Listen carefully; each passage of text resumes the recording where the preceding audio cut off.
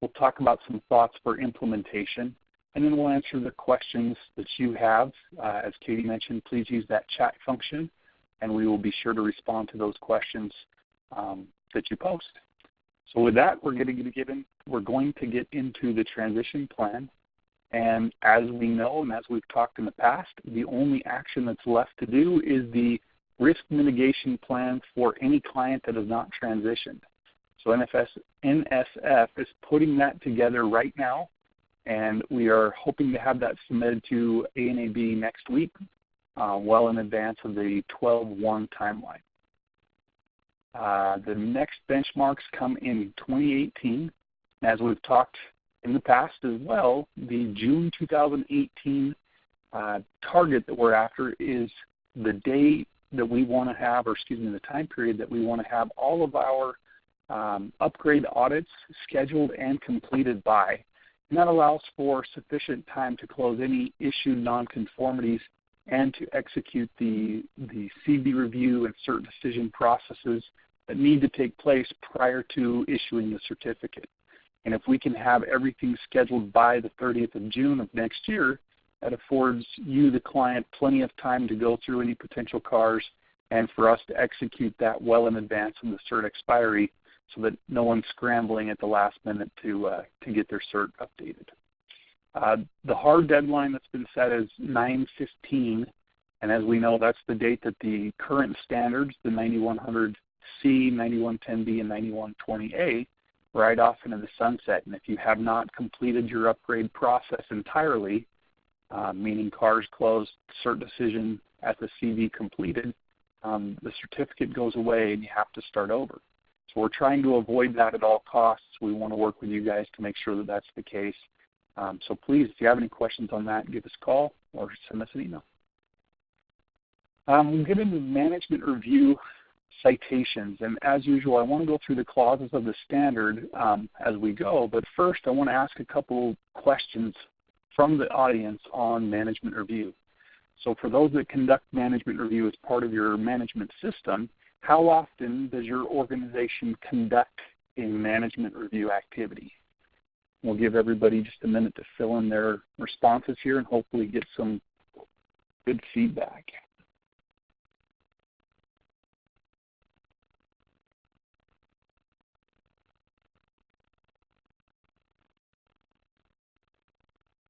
Okay, it looks like about everybody has responded. And we're going to end it in 5, 4, 3, 2, 1. So if we look at the results, a majority of people are reviewing their system on an annual basis, and you can see it kind of reduces from there in terms of how many organizations are reviewing it more frequently. But the bulk of the responses were for an annual review. I'm going to come back to that here in just a moment, but that's kind of a telling indicator of what we see as auditors as well, and we're going to issue some challenges and some thought-provoking questions associated with that. So the next question, though, is how long do your typical management reviews last when you're conducting them at that interval? So go ahead and fill that out as well. Give everybody just a minute to respond to that.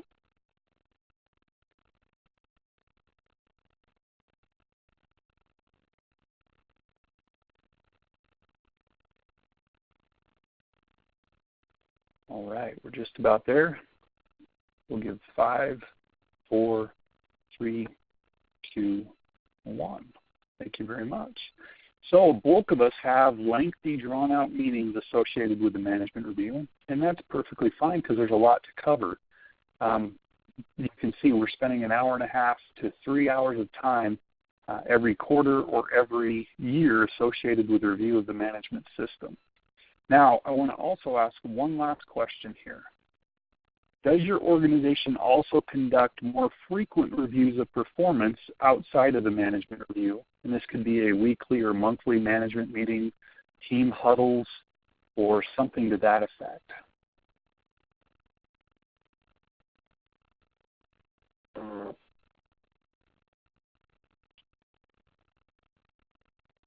We'll give everybody just one more minute to respond here. Excellent. And we'll cut it off in 5, 4, 3, 2, 1. That's exactly what I expected it to be. We'll talk to this in just a moment. And after we go through the citations, we'll talk about how to more effectively manage our quality systems by using the tools that are in place. So with that, we'll get into section 4.1. And this is the very beginning of the standard, as we know, where we're describing and defining the context of the organization. It says the organization shall monitor and review information about these external and internal issues. So we've defined the external and internal issues relevant to our system, and we have to have a setting to review that information. And so this is one other source of information that can certainly be put into the management review, or if you have another meeting or another agenda or another forum where this can be accomplished, it can be done there. Oftentimes we're seeing this now within the management review itself. As we've talked in the past, though, these issues can be very dynamic. So reviewing the issues but once a year may not be adequate, so you may need to consider additional meetings associated with that. And we'll cover more of that here in a minute. The next citation for review activity within the standard is for the needs and expectations of interested parties. It says the organization shall monitor and review information about the interested parties and their relevant requirements. Again, this doesn't have to be through the management review process, but it's another data point that we're collecting or that we're analyzing, and we need to put that information into the hands of the top management individuals so that we can understand who cares about our company. If you're curious to know about the interested parties or the context piece, we've got another webinar in the series associated with that and defining the interested parties and the needs and expectations. You can go watch that and get some further guidance there. The next citation comes from 856, and there are plenty of other places through the standard where it talks about review, but those are more segmented product realization type reviews, looking at a design plan and reviewing it, or looking at an inspection program and reviewing that. This is more focused on the systemic aspect of our management system and the review of its content. So this one in particular is the control of changes. Now, changes can be tied to product and service provision type stuff where we're looking at a traveler and changing that or updating it, and that may be through like an ECO type process or through a design plan change or something there. But this could also encompass something a lot more, like bringing on new production equipment or changing the way we flow our processes. Now, the standard tells us that we have to review and control changes for product or production and service to the extent necessary to ensure continuing conformity to requirements. Persons authorized to approve the production and service provision changes shall be identified, so we have to identify who's involved. And it says the organization shall retain documented information describing the results of the review of changes, the persons authorizing the change, and any necessary actions arising from that review. So we need to have a forum, and fairly controlled forum, to capture all of the information associated with any change that occurs. And I'm not saying every change has to be documented through this, as it says to the extent necessary to ensure continuing conformity to requirements. Now, if I implement new processes in my organization, I probably need to consider that as something that could affect continuing conformity to requirements, because there may be some unintended consequences or risk associated. So this is where we would review that change and ensure that we are not having deleterious effects or harmful impacts associated with that change. I know everybody on the webinar does that every time, but we have to keep in mind the standard says we have to retain documented information associated with it, describing who did it and that they're authorized, and necessary actions arising. So having some sort of action item register or something there would be beneficial. Now, there's a reason I brought that up as well, and I'll roll it all together here in just a moment. The next section is under customer satisfaction, 9.1.2. So the organization shall monitor the customer's perception of the degree to which their needs and expectations have been fulfilled. The organization shall determine the methods for obtaining, monitoring, and reviewing this information. So we have to have a method for reviewing the customer's perception of our system's performance. Now, the AS standard has added this portion here, which describes some things that we have to do, like we have to monitor product and service conformity, on-time delivery, customer complaints, and corrective actions. We also need to implement plans for customer satisfaction improvement that address deficiencies. So if we don't meet our goals, we need to address those. The ISO standard note here also says we can do this through surveys, feedback on products and services, meeting with customers, market share analysis, warranty claims, compliments, dealer reports. There's also an exercise called a diligence exercise that's very common on the medical side, where you're going out to similar industries and looking to see how you perform through these social media type sites, making sure that complaints aren't being filed against you in that setting without you receiving information on it. So all of this would be a great source for that customer satisfaction information. And then once we collect all that, we need to review it. We need to action it through the top management individuals or individual within the organization. We've collected all this data, we analyze all this data, and then we need to review it and do something about it. Now, the setting that the standard has defined for taking all of the data and reviewing is the management review. And the standard also says very specifically here, top management shall review the organization's quality management system at planned intervals to ensure continuing suitability, adequacy, effectiveness, and alignment with the strategic direction of the organization. So top management has set the quality policy. They've identified the quality objectives. Now this is a chance for them to sit down and go over the performance of the objectives and either reestablish new goals or make changes to resources associated with that. The standard's pretty prescriptive about the type of information that needs to be considered in this, but it's not absolutely prescriptive. It says very clearly here, the management review shall be planned and carried out taking into consideration the following. So we don't have to absolutely cover every topic, but we have to take into consider that. You need to show that you were able to consider that. Some of this may be non-applicable to your organization, but you still have to be able to demonstrate that you considered it. So keeping those records to show that would be beneficial and necessary.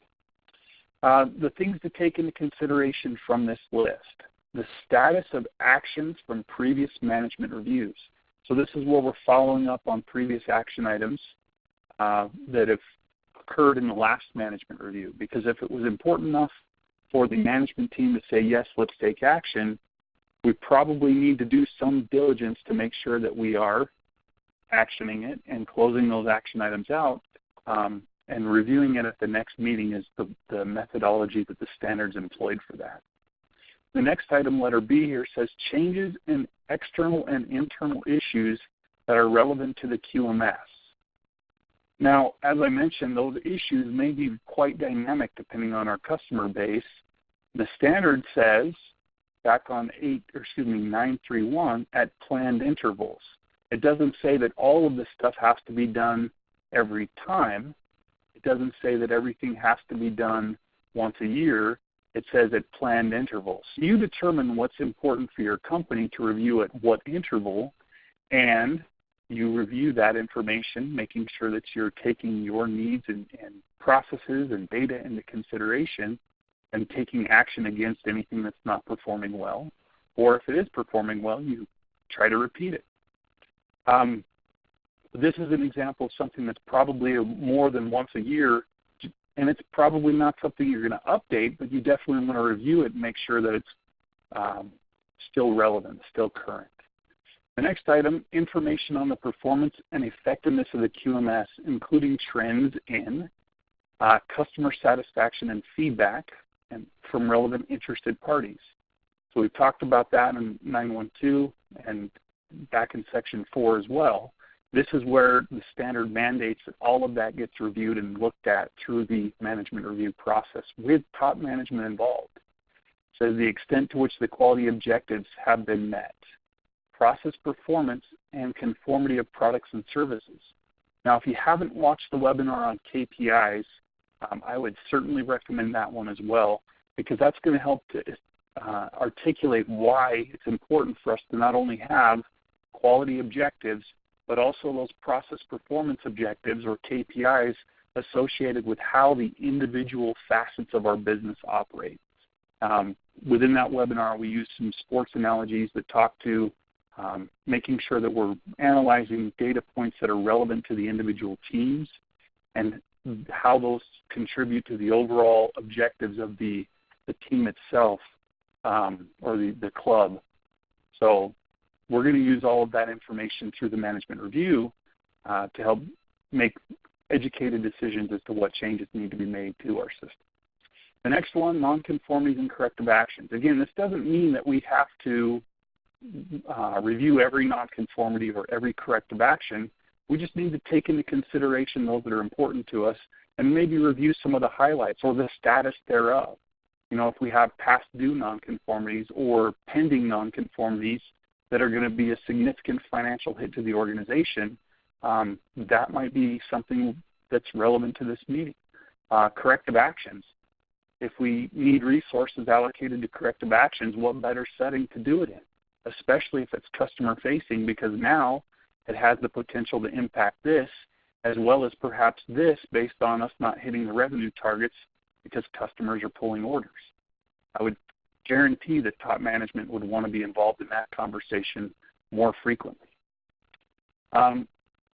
Item number 5, monitoring and measurement results. So this could be related to individual products or services. It could be related to a lot of different aspects of the business. Now, oftentimes this stuff rolls into this. So if we have some performance indices that are not performing to their potential, we could review some more finite detail to find out where the problem lies. Great source of information. Next one is audit results, and you'll notice it doesn't say internal, it doesn't say external, it doesn't say customer, it just says audit results.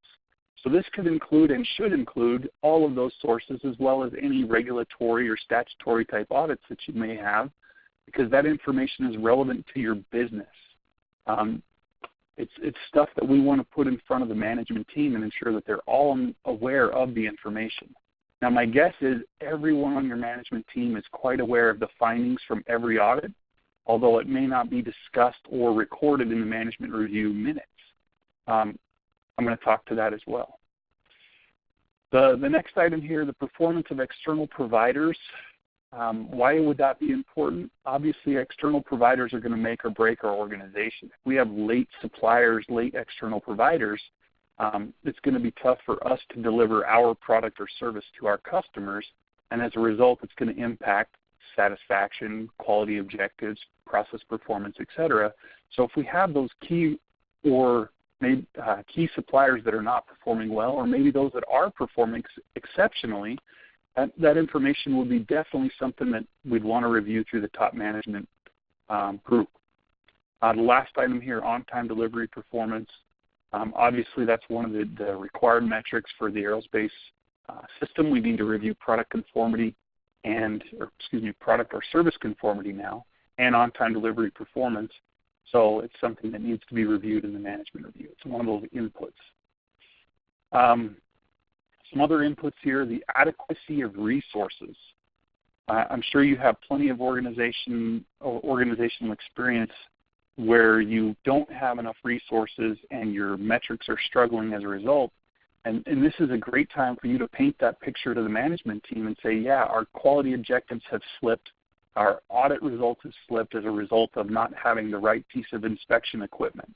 Or maybe the humidity of the building isn't adequate for what we're doing and we need to make some adjustments. Or we don't have enough bodies or qualified bodies for this type of process, so we need to look at additional resources. Another source of information that needs to be considered through the management review. The effectiveness of actions taken to address risks and opportunities. And for those that joined us last month, you'll remember that we talked about risks and opportunities as being a very dynamic program, and because our risks change frequently, as do our opportunities with any new contract. So we need to have a setting or a forum where we can cover those, and maybe it's through the management review process, maybe it's not. But what this is saying is we need to look at the actions taken, ensure that the risks and opportunities have been mitigated through this. Again, we don't have to address every FMEA in the facility. We don't have to address every opportunity in the facility. But for those that are significant, for those that have been implemented, why wouldn't you want to, as a management team, look at the effectiveness of that and make sure that we didn't just throw money at the wall and not get a return on the investment? So this is an opportunity for you to verify that as part of your check process. And then the last one is opportunities for improvement. And obviously, we see some correlation between this and this because they're very similar in nature. We're looking for opportunities to make the system better. And what better way to do that than to gather feedback from the teams, from the management group, and review those as an organization and decide if that's part of the modified strategic direction for the group. If we can use all of this information or consider this information as we're meeting together, it's going to be a very, very well-rounded and thorough conversation. That's where the lengthy meetings tend to come. I'll cover more of that in just a moment. The management review outputs are going to include just a few factors here. Really, it's taking all that information, and we look to see, based on what we now know of the company, we can make some educated guesses or even educated decisions on opportunities for improvement, things that we want to change to make our company better, or any need for changes to the QMS, or resources, whether they be people, equipment, infrastructure, work environment, any resources that need to be changed. Now, you'll remember that organizational knowledge has also been added into that resource section. So this is where we can take any lessons learned through our processes, for those processes that are performing well, and capture that organizational knowledge so that we can repeat it, so that we can continue to succeed as a result. And then the last one here is risks identified. So we need to identify the risks and opportunities that come out of this meeting using the standards vernacular, sticking to that same vernacular. And we're going to put those into our risk mitigation program because there's, again, dynamic needs associated with risks and opportunities. That list will always change. The last line here says the organization shall retain documented information as evidence of the results of management reviews. Now, everybody's got their own format for management review minutes. Everybody's got a different way of doing it. There is no right way, there is no wrong way, except the one that doesn't work for you. You need to come up with a format that works for you and demonstrates that we've considered all of these topics that were mentioned on the input section and captures the outputs or the action items, if you will, associated with the review of that. Management has a bit of time to digest that information, and then outputs or action items or to-dos are created as a result. We just need to have some follow-up to make sure that those are being executed, and then that will directly feed back into the inputs for the next meeting. The next slide here talks about continual improvement. It says the organization shall continually improve the suitability, adequacy, and effectiveness of the QMS. We need to consider the results of analysis and evaluation and the outputs of management review to determine if there are needs or opportunities that shall be addressed as part of continual improvement. So the standard even tells us that part of continual improvement is reviewing the outputs of management review, where we've made those educated decisions, and then we take action against them to make us better as a system, as a process, as a company. So this includes lessons learned, problem resolutions, and benchmarking best practices, as it says. That's section 10.3. So you can see the standard has this review activity embedded throughout, and oftentimes you're doing this type of activity. Where we fail as a quality system is in this aspect right here, retaining the documented information as evidence, taking credit for the actions that we do or for the meetings that we've held. As we saw in the slides, or excuse me, in the polls, nearly everybody was holding additional meetings outside of their management reviews where this type of information is discussed very frequently. And if we have the objective evidence to show through this retained documented information that we're conducting these reviews much more timely, we can take credit for that. And then when we do our annual management review or whatever frequency you have for the big one, you don't necessarily have to cover all of this information in finite detail again because it's already been discussed. And that can reduce that meeting from the 1.5 to 3 hours that we saw to maybe an hour max because we don't have to rehash the same data over and over at that point. So a very simplistic look here, and this is not all-encompassing by any means. What I've captured is we collect a lot of information. That information gets reviewed by top management, and some of the data will require action. And so we're going to make changes to our system through continual improvement activities or maybe a corrective action.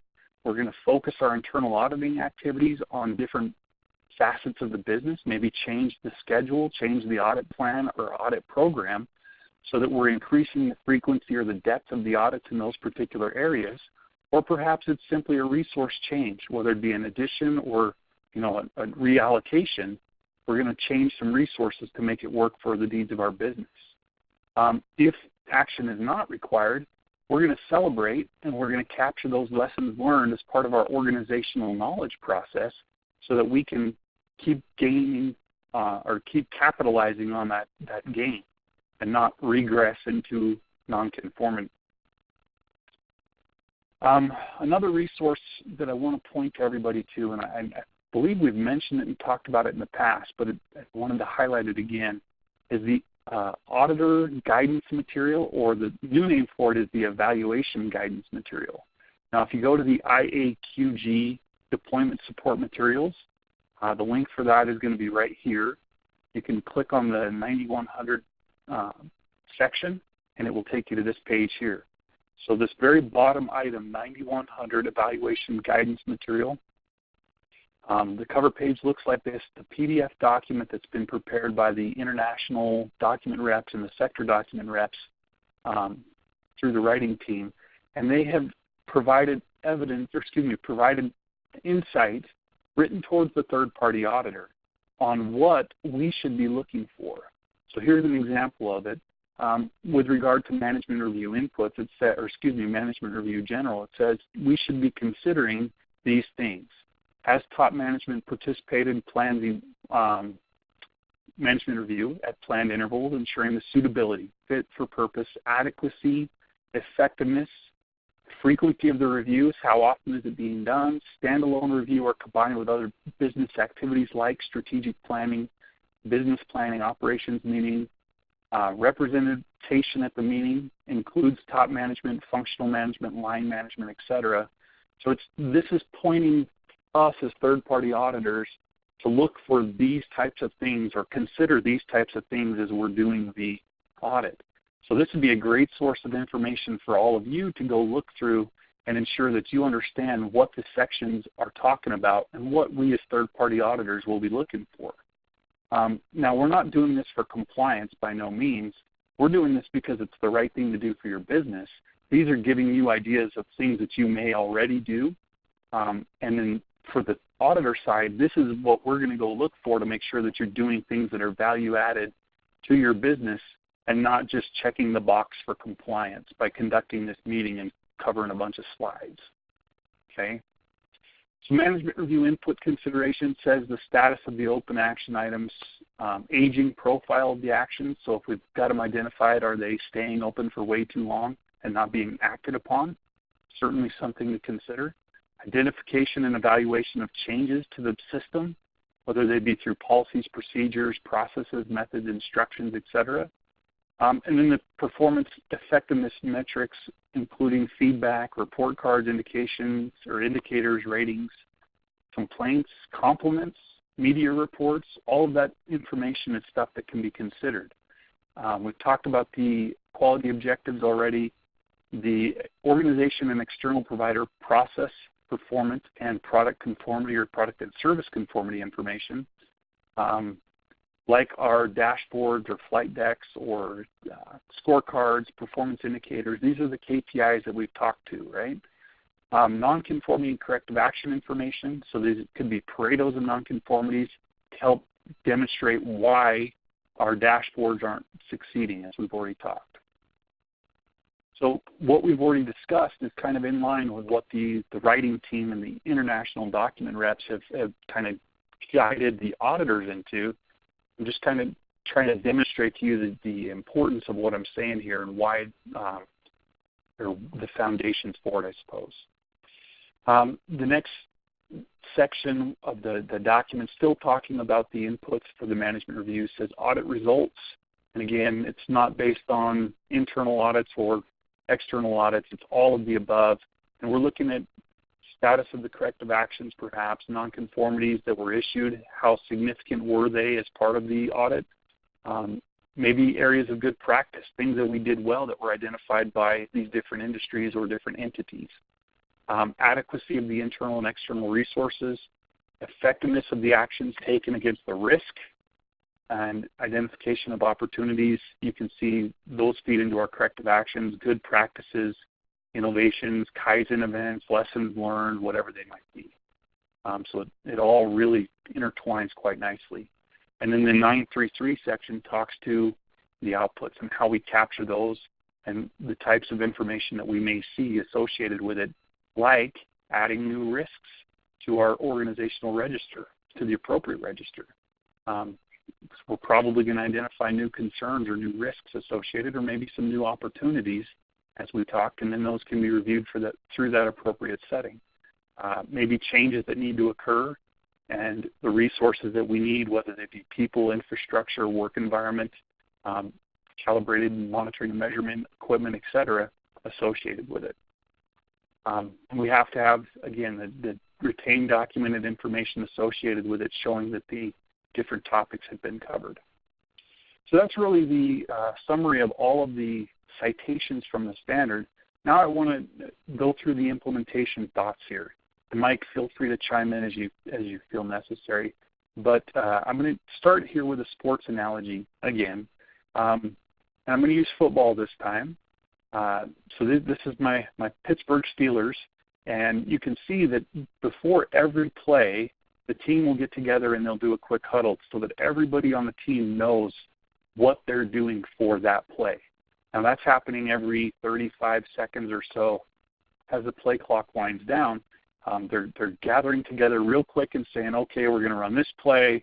It's a hard count, whatever it might be. And then we have these other settings where they're doing similar information. So every game, the team gets together and says, all right, we're going to win, we're going to get motivated, we're going to do the right things, and then they do the celebratory cheer kind of a deal. Go Lions. The other times that we can gather together or huddle or review the status of the team is maybe in a timeout. We bring that group, that unit, that offensive unit, that special teams unit, whatever, together and draw up a new play, whether it be using media as you see on the Microsoft Surface there, or maybe it's the old school whiteboard. Maybe it's just having a conversation, but we're bringing together groups or maybe even individual players and saying, all right, you missed your route. Instead of running this way, instead of zigging, I want you to zag next time. So we can do that on an ongoing basis through that through the huddles and through the timeouts. Now I can not tell you an exact figure, but I can tell you that it's countless hours spent in between weekly games where coaches are reviewing the films. Why do they do that? Because they're looking to determine what the other team did well and what our team did well, and using that data as a means of showing or deciding what improvements to make or what our risks are associated with an upcoming game. or maybe when we have an injury or a resource problem on the team, we can move people around or reallocate those resources so that we can accommodate that or still accomplish our mission, our objectives. And then we also have coaches meetings that exist where the coaches will gather together and review the game plan for the upcoming week and any practices that need to occur and what we need to focus on for that practice. Now, these are happening quite frequently for the football team, especially on the pro side. They're getting together several times throughout the week and deciding how they're going to move forward. Less frequent activity could be the owners' meeting or the executive meeting, where the team will get together and decide who's going to be traded, or maybe what our concerns are with ticket sales or marketing strategies or whatever they might be. But all of the information from those lower level meetings that is relevant to the top level may be flowed up. Now, if I'm going to convert this over to business, I'm going to ask, how effective would the team how effective do you think the football team would be if they were only using that annual executive meeting? We see some dynamic changes that exist in the offense, and the defense doesn't have the ability to make those audible changes on the fly, or we don't have time to take a timeout and make those changes. Everybody's going to work their guts out, but as it says, without direction, we're not going to go in the same direction. We're going to be, without guidance, without a direction, we're all going to be working as hard as we can, moving in opposite directions and kind of pulling the team apart, not functioning as a unit. So these management review settings, or these team meetings, these coach meetings, et cetera, give us an opportunity to drive continual improvement throughout the year. And no, Cooper, I'm sorry, it's not a Patriots-centric thing because I am not a Patriots fan. Sorry. I won't hold that against you, though. The other picture here I love, it says you're getting better or you're getting worse, but you're never staying the same. If we're not getting better, we are getting worse. Okay?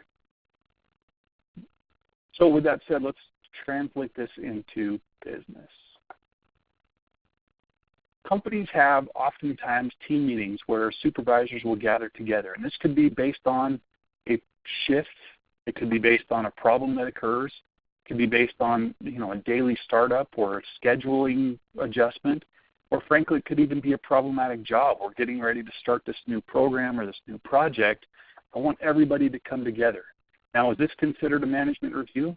Probably not in the eyes of the standard, but this information could be a relevant source of information for those management reviews, because we can take kind of the worst case information and the best case information from this review and roll it up to the next level, which could be those leadership meetings where top management occurs. Now, I've been in companies where I see this type of review on a daily basis, and I see it on a weekly basis, where we're going through performance indices for the previous week or the previous day to understand, what did we ship yesterday? What do we need to ship today? Do we have any constraints associated with that? And when we have these standing huddles, oftentimes we are more informed, and we're keeping our teams more informed about the expectations and setting the ground rules associated with what we need to do, and really enabling and empowering the people to get that stuff done. Now, is this a management meeting? It depends on a management review in the eyes of the standard. I'll say it depends on who's in attendance. Now, keep in mind, if we're doing it or considering it a management review, there's got to be some documented information as such. And that could be as simple as capturing the minutes and the attendees associated along with the topics that are covered. And you've got all of that topic information right here. These slide decks will all show what's been covered, and it's only going to be associated, we only have to record who was there and maybe the outputs or the actions associated with that.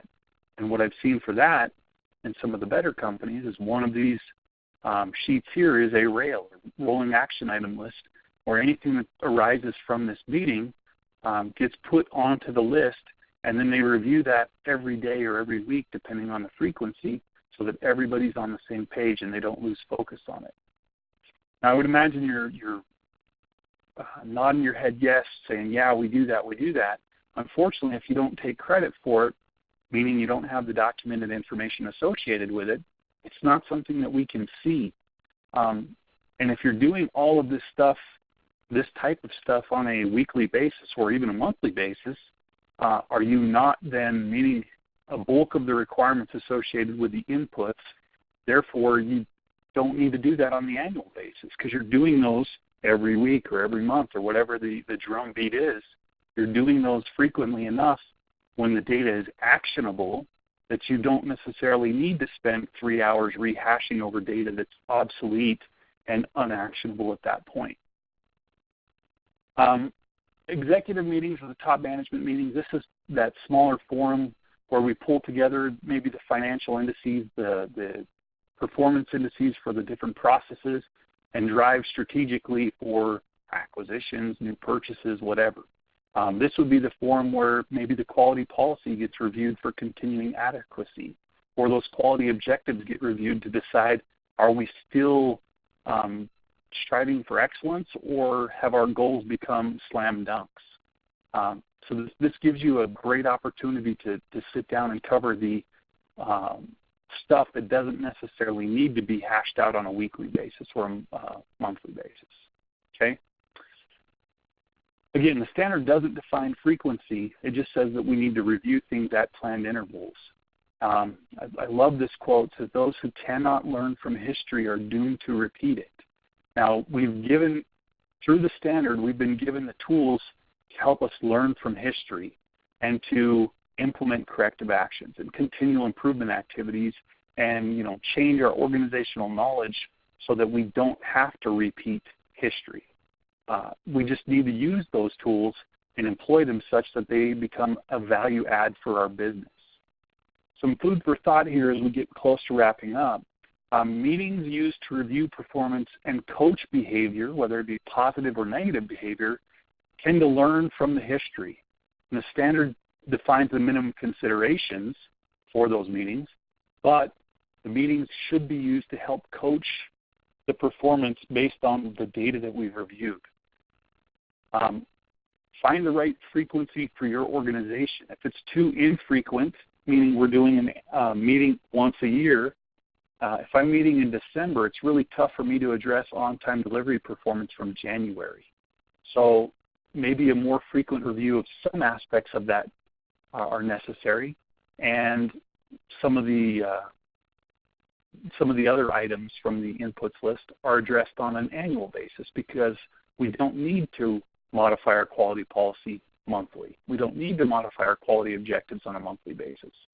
But there's also a problem with too frequent of a meeting because we may not have enough new and relevant data to work with, and it can often be a waste of time on that aspect as well. So we need to find the right balance for the organization, and it may be several meetings that are associated with that.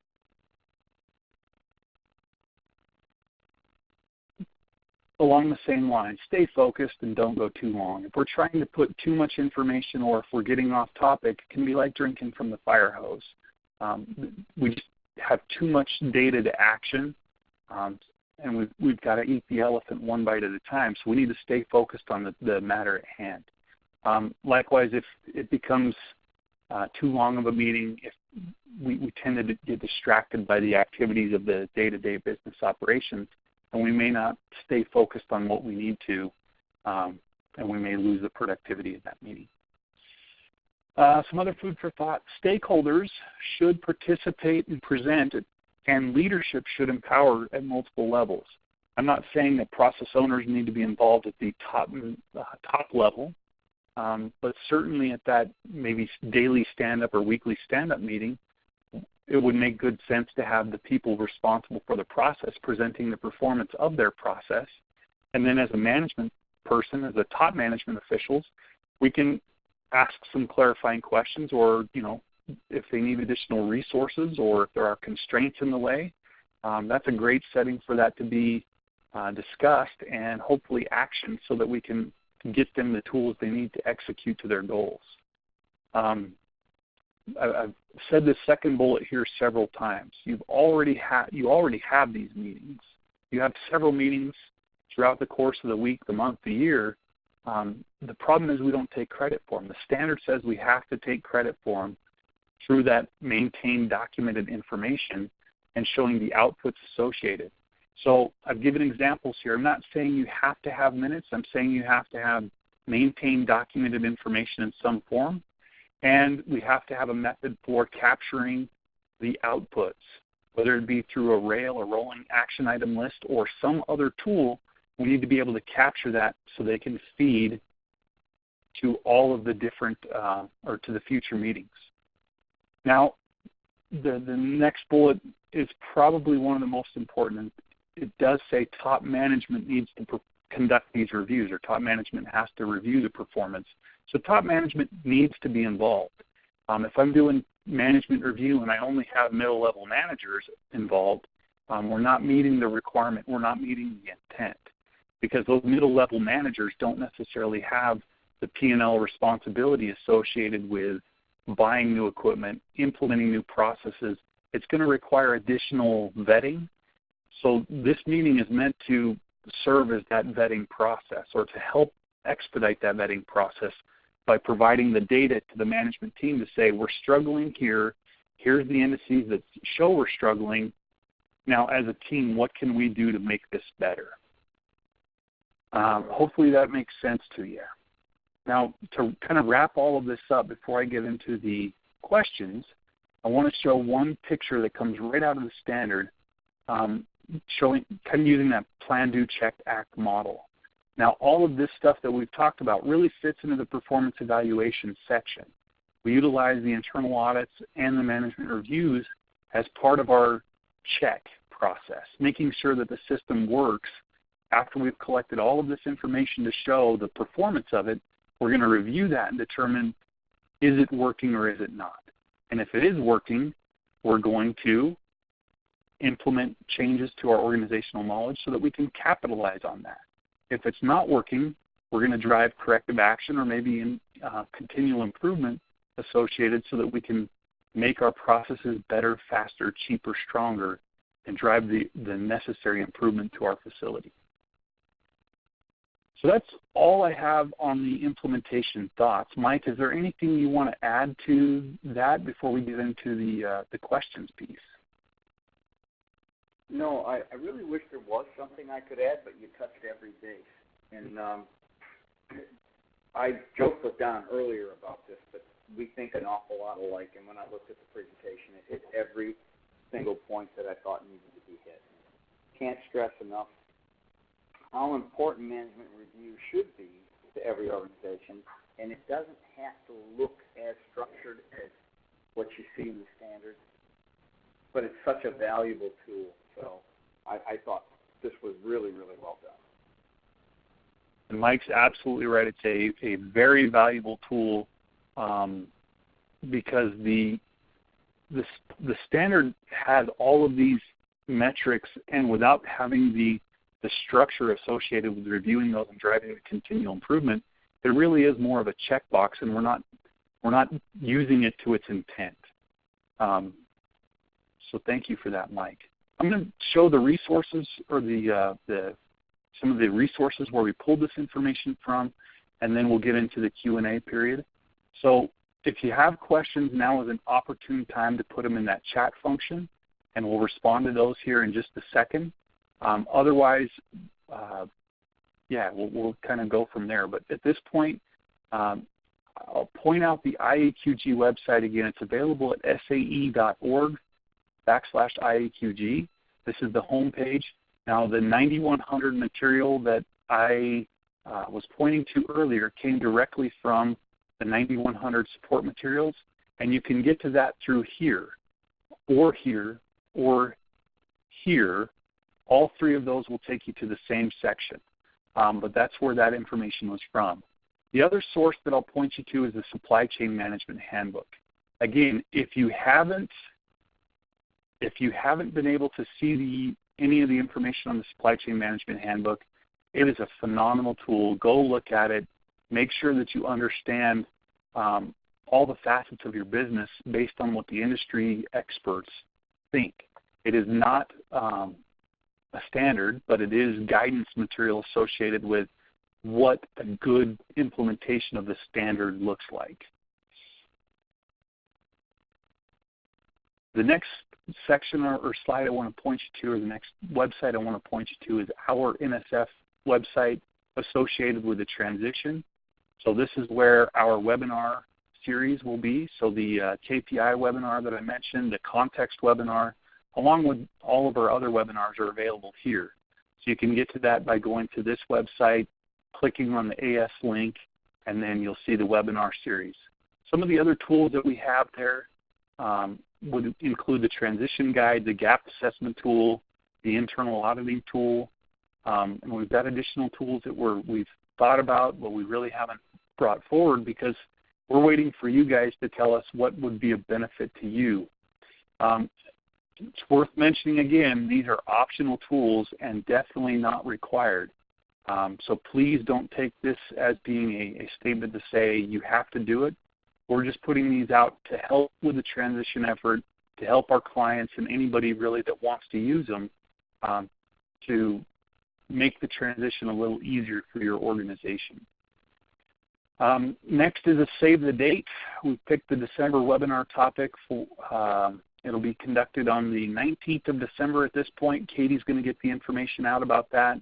We're shooting for 1 p.m. Eastern. Unless something changes, that's when it will be.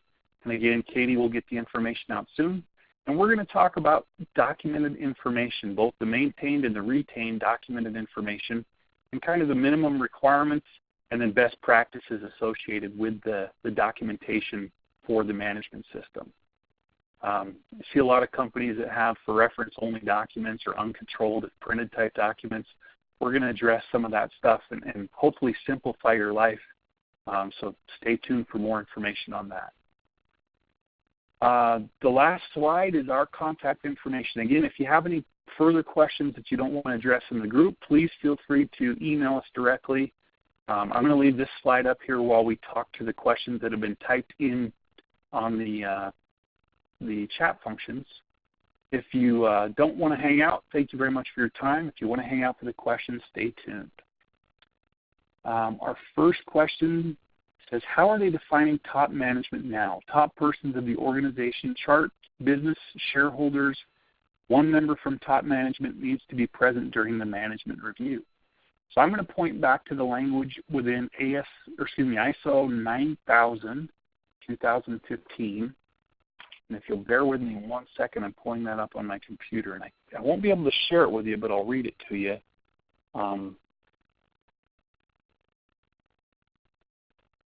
It says,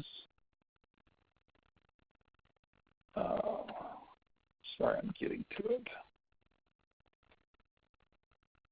It says under section 3.1.1, again, this is ISO 9000, 2015, not 9001, but 9000, which is the terms and definitions section. It says the person or group of people who direct and control an organization at the highest level.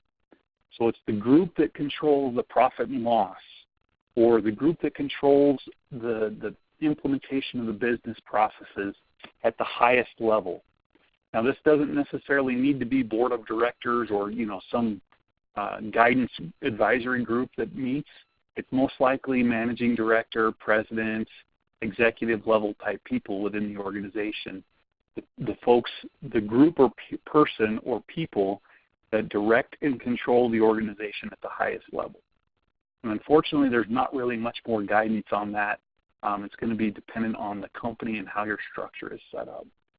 But the focus of the standard is that the top management needs to be involved, whether it be a person or a group. The top management needs to do the review. They need to review the effectiveness of the system. And why you wouldn't want the top management team involved in the review of performance indices is beyond me, because that gives you an opportunity as a leadership team to say it's working or it's not. We need to correct the course, or we need to capitalize on what we're doing well. So hopefully that answers your question. Sounds like there's some audio issues. Hopefully everybody's had okay voice quality. If not, we can look at it on the recording. And if we need to re-record, we'll definitely do that. The next question, should the management review be a dedicated group or change on a regular basis? And that's a great question, Trevor. Thank you for asking. I'm going to turn it around and say it depends. The standard requirement is that top management needs to review the information, so top management certainly has to be involved at the management review level. And we can't really take credit for one of these periodic meetings being a management review if we don't have management involved, top management involved. But with that, we may include individual stakeholders, individual process participants in that management review activity if it is relevant to the topics being discussed or to the risks and opportunities that are coming out of that. So management can tailor who's going to be a participant. Oftentimes companies will create kind of a minimum quorum required. How you do it is really dependent on you, as long as you can demonstrate that top management is doing the review associated with the performance of the system and driving the continual improvement associated with that. Next question. Okay. What management review output documentation is required for organizations or industries that change very slowly, if at all, and consistently meet all quality objectives?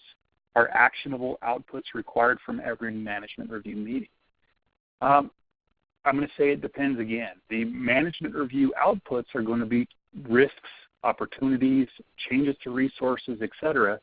So if you're meeting your objectives, perhaps it's time to rethink the objectives and strive for something even higher. Strive for a more robust implementation or a more profitable implementation or something like that.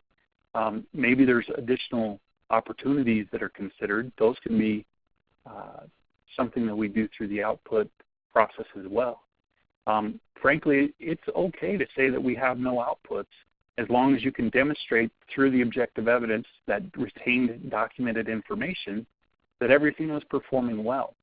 Where we as auditors have to take exception to that is if we're looking at the performance indices and we see that you're struggling from a customer satisfaction standpoint or a process standpoint, and the management team looked at it, digested it, and said, we're good enough. No, you're not, because the standard says if we are not or will not meet our objectives, we have to action it. And that's both the quality objective level as well as the customer satisfaction indices level. So as long as you can tell the story, Chris, you can definitely have no actions, but it needs to be demonstrated that you guys did a good job, a thorough job of reviewing all that information. The next question comes from Rob. It says, how are management review results usually recorded? What is typical or the norm? What I often see is a template associated with the different topics.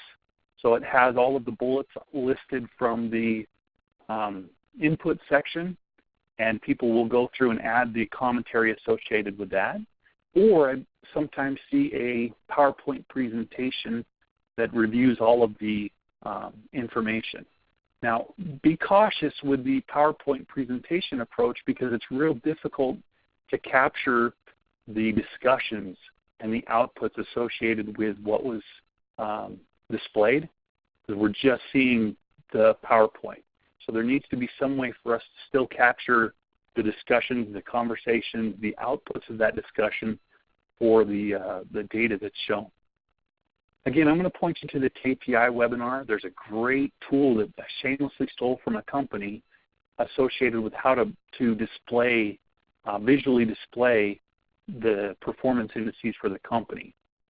Whether it's a dashboard or the M&M matrix that I showed, any of those will work as long as they're applicable and appropriate for your organization. And frankly, you can do that more frequently and record the attendance right on the M&M matrix and show we had a meeting on this date with these people and these are the actions associated with that. And that becomes that retained documented information. Again, a lot of ways to skin the cat here, but those are probably the more common that I've seen. Mike, anything you want to add to that portion as far as what records or what documented information you typically see for management reviews? No, you hit it pretty good, because what you tend to see is oftentimes a template based on the standard. And as you mentioned, it's not a requirement to look like that. So that's what I see most, and I audit far less than Mr. McFarland does. So very good. Again, this should be tailored. It should be a custom thing for you, but hopefully the takeaway you got from this is annual reviews probably aren't sufficient, and I would venture to guess, based on the data that we've seen here, you're doing a lot more activities through the course of the year. So definitely consider taking credit for some of those ongoing and more frequent meetings, and reducing the time spent in that annual meeting to make that more effective and probably less minutia driven. Looks like one more question. It says, our auditors have an expectation that KPI data for processes from Clause 8 are effectively mandatory elements. We have to have, so thank you for the question, Jonas. If I understand your question correctly, we have to have process monitoring and measurement data associated with our processes as a company. The standard talks several times throughout saying we're going to monitor the performance and where applicable measure, and then it defines certain processes that require measurements. Now on the AS side, we have quality objectives at the top level, and then we have quality objectives at relevant functions and levels. And we've kind of used the term objectives and KPIs synonymously. Those lower level quality objectives tied to the processes, often called KPIs, are the ones that we need to see. And we actually, as auditors, have to report those for any product realization process within your organization at each audit. So there's a tool called a PAIR, a Process Effectiveness Assessment Report, that the auditor is filling out. And we're using your performance indices for that process on the PAIR. So it becomes very visible to the auditor, to the oversight bodies, to the CB reviewers, if that data isn't available. But really the reason for that data being captured is because these audits are looking at your processes from two different approaches. One, are you doing things correctly? Are you following your procedures? Are you following your customers' requirements? Are you executing per your standards? And two, we're looking at, are you doing the correct things? Meaning the processes that you have defined, are they capable of achieving customer satisfaction, on-time delivery, profitability, etc.? So we use those metrics as a means to help determine or tell the story that you're doing the correct things, as opposed to the evidence is used to tell the story of doing things correctly. Again, I'll point you back to that KPI webinar, because we went into a lot more detail on that very subject and why KPIs are, at relevant levels, become important to both the teams and to the executive levels. And then some great tools for reporting that data up through the ranks. Can I step in just briefly here? Absolutely. And I'm not sure, I could be misreading what Jonas was looking for, but I think he was working toward the fact that his auditors had an expectation that KPI data that you just discussed was mandatory as part of the management review. And it is, because that's your performance data that's part of the input that's there. And if that's what they were talking about, that's where they were going with it. That is performance data, and that's why it would be part of your management review. Great comment. Yeah, absolutely.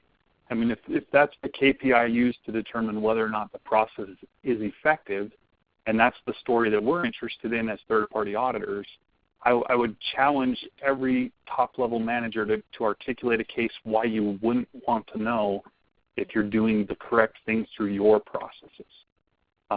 That performance indice that you've set up is going to tell you whether or not it's working and whether your customers are happy, both internal and external customers. So I would definitely want to be reviewing that if I were in the shoes of the top management official. Great comment. Thank you, Mike. Well, that's all the questions we have. If we don't have any others, I want to say thank you very much for everybody attending. We appreciate it. And happy Thanksgiving. And if you have questions, feel free to let us know. Take care. Thank you, Don.